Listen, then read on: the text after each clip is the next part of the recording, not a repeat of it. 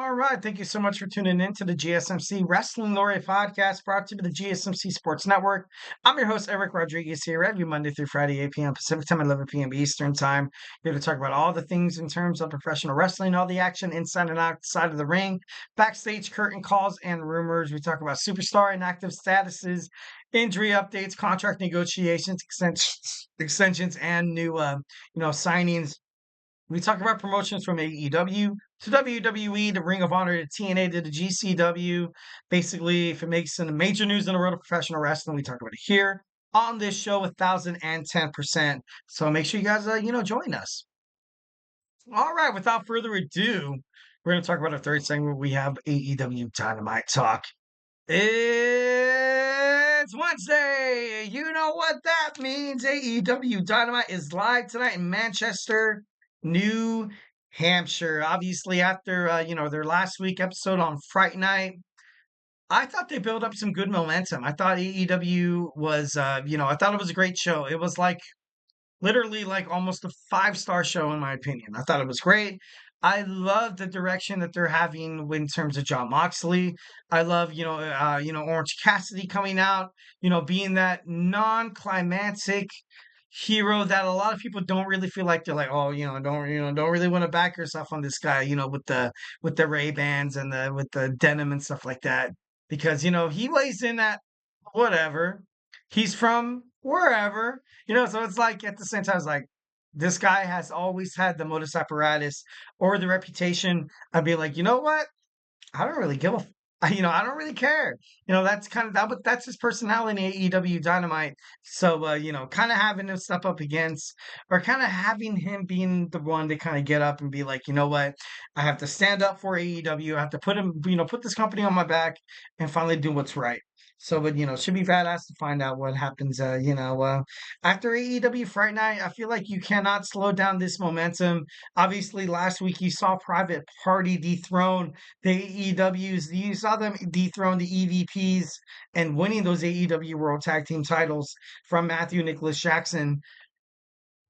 I feel like AEW with this whole elite thing, I think it's over. I think, it's about time that it was over, and I'm not trying to say that to be mean. I'm not trying to say that to be disrespectful. Even, in an interview, Matthew Nicholas Jackson didn't necessarily like where this storyline was going through. You had Kaz Okada, the moment he, debuted in AEW, he beat Eddie Kingston for the AEW Continental Championship. Then Jack Perry joined the Elite, immediately won that ladder match. I think it was at Double or Nothing. I think it was. I think it was Double or Nothing in Vegas. He won that ladder match to become to win that vacated TNT World Champion. And it's just a nice little reboot. Matthew Nicholas Jackson has been reported to they're going to take some time away from All Elite Wrestling, which is probably the best way to go. When they come back, I feel like Kenny Omega, he's making a comeback pretty soon. It's he's going to be at full health. All these three dudes are going to be at full health. EVPs of All Elite Wrestling, and it's going to make for a great. It's going to make for a great feud. It's going to make for a great conflict. That's going to get the fans into it. So I definitely can't wait to see what happens in terms of that. Adam Cole takes on Malakai Black. Last week, you saw Adam Cole return to the squared circle in AEW. It's been 14 months. It's been well over 356 days. And in the match, he looked a little banged up. He looked a little banged up. He almost basically walked away. It took Buddy Matthews to be like, look, like, you have to push yourself, man. So, I don't necessarily think that this might be a future altercation between House of Black and the Undisputed Kingdom. But, I feel like this is something that Adam Cole, this is something that he needs. It's just something that he needs. And what I mean when I say something like that is that, he's been, in this spot where he's never really been, what's the right word? Formidable? No, that's not the right. No, he's never been, damn it. He's never really been, oh, I can't believe I can't think of the word. Damn it. He, he's been delicate. That's not the right word, but it's around those same lines. vulnerable. He's never ever been vulnerable in his career, even on NXT, even on AEW. He's never been in that position where he's been vulnerable. And now that he has that, him being that leader of the Undisputed Kingdom when he was cutting that promo, although I thought it was pretty cool. You had Roderick Strong, you had Mike Bennett and Matt Taven, in the back. And it's just I hope, because recently you've seen a character change with all these four superstars, with Roderick Strong and Matt Taven and Mike Bennett. Maybe I'm hoping this isn't like let's kick out Adam here. You know what I mean? Like maybe he might have to kind of figure things out on his own. Maybe with that mentality, that's what I would go with. But in terms of wrestling, obviously everything is absolutely 110% unpredictable. But that's a storyline that could possibly be in the mix. We have Penelope Ford taking on Jamie Hayter. Konosuke Takeshita teams up with Kyle Fletcher of the Don Callis family against Ricochet and a mystery opponent. Who be Ricochet's mystery opponent? Oh, I know who it is. I'm just kidding. No, I heard he's dealing with an injury, but it could be Will Ospreay. It seems likely that it will be Will Ospreay.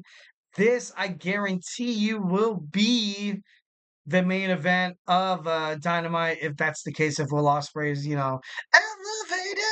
If he's going to be, if that's going to be the main event, that's, probably what's going to happen. I would love it. Ricochet and obviously Will Ospreay have an amazing, chemistry together, and it should be pretty badass. Orange Cassidy teams up with Darby Allin, taking on Claudio Castagnoli and the Bastard Pack of, John Moxley's little faction. Darby Allin has recently been in this character change as well. He's been a little upset that, he lost his chance to fight Bryan Danielson for the AEW World Heavyweight Championship thanks to John Moxley randomly coming in, staking his claim. He's been a little upset with Tony Khan because he's made it adamant that he feels like he is the face of AEW. Darby Allin, is the face of AEW, and I don't necessarily agree. Honestly, I don't. I feel like he's been a huge factor in WWE. I keep reimbursing this fact and keep advocating on this ideology that he kind of gives me like kind of like Mick Foley vibes. Mick Foley's been with he's been with the WWF/WWE before he officially retired, and he was never the face. He would do a lot of high risk things that were very very dangerous.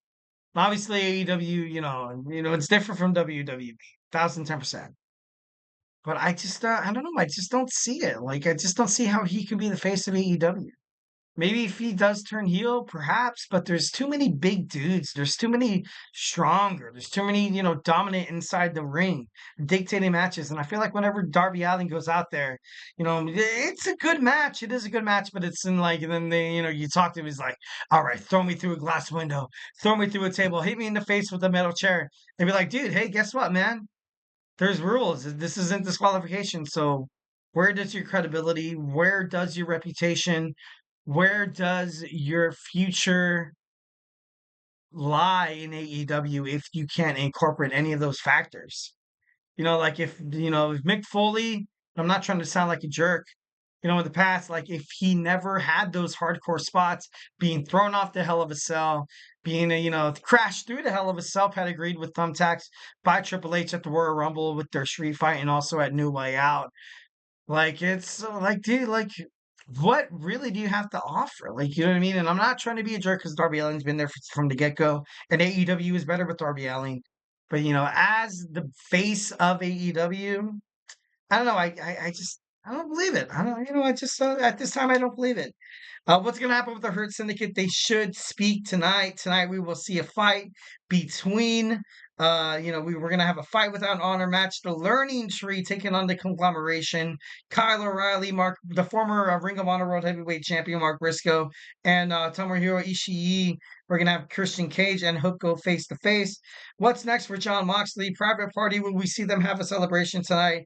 MJF, will he continue trolling Adam Cole? We're going to have a build up for AEW Full Gear. Mercedes Moné, Chris Statlander, probably going to wind up in a match at All Gear for the New Japan Professional Wrestling Women's Strong Championship or the TBS Championship, which I feel like Mercedes should lose at least one, in my opinion. And Mercedes Moné, she has Camille, Chris Statlander, all by herself. She's gonna have to find an ally. Who's going to be her ally? Oh, maybe the best friend that she stabbed in the back, Willow of Nightingale, who's had a lot of problems with Mercedes Moné and Camille in the past. So maybe that's the direction they're heading into. That's what I would go into. That's what I would go into. All right, moving on to our fourth segment. Like I said on Tuesday, we did not have a podcast, so we're gonna have our 2 days. We're going to have our Wednesdays today in wrestling history. I'm going to bring you guys into my DeLorean, gun it to 88 miles per hour, bring you back in time in the world of professional wrestling. And we're going to talk about some cool stuff that's happened on this day of November 6th in the past. So, fasten your seatbelt, grab your favorite snack, grab your favorite ice cold beverage, and we will be absolutely back in about like 15 seconds.